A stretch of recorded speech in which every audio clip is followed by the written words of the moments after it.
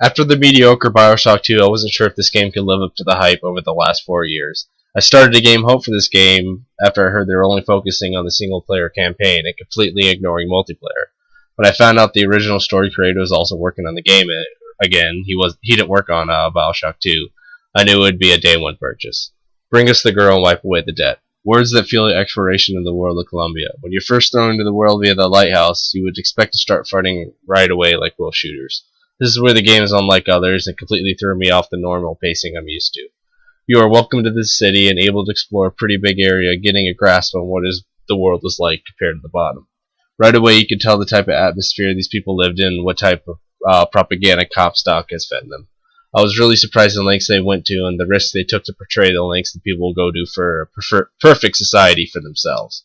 Even all the audio logs you find randomly around are really interesting. It tells you the whole overarching story and the consequences of some actions that have been taken along the way. The best story motivator is Elizabeth. This is the best companion I had in any video game ever.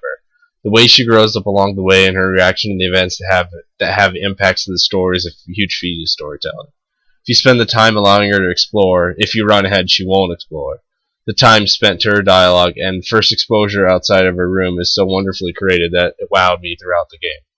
The story has a great ending and doesn't leave a cliffhanger or anything that seems like it was cut out for a DLC or anything like that. No matter what version you choose to play, the world looks amazing and actually outshines the immersible Rapture. When you first see the city from the sky, it's a breathtaking sight and really sets the tone of what they're trying to set. The houses, town, balloon, platforms, people, and even all the random trash lying around has detail added in them. It's really nice to see. The game still has that look of Bioshock on top as well, like the weapons, vigors, plasmids.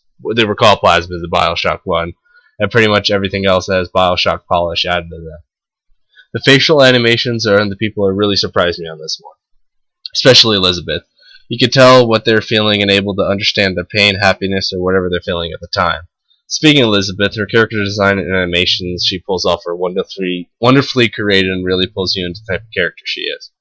Even though this place takes place in a giant sky city, the level design keeps you on your toes with different areas as you progress through the game. While there is some minor backtracking, there are changes enough to the point that it doesn't really feel like you're wasting time going back and forth. The combat focuses on two weapons they can switch out at any time and mixtures them with the vigors make combat less of a chore and more of a fun experiment how to completely destroy your enemies in crazy ways. Like, for example, you could throw an enemy in the air with fucking Bronco, push him away with Undertow into electric trap, shooting at him the entire time. Only a few of the times the enemies got annoying, but it didn't really bother me, it just slowed down my progress. This, I feel, would be the best game of 2013. The game has such an amazing story if you pay attention and find all the audio tapes. It merges seamlessly with the franchise, and the ending makes it feel like a total conclusion on what has happened on the Infinite saga.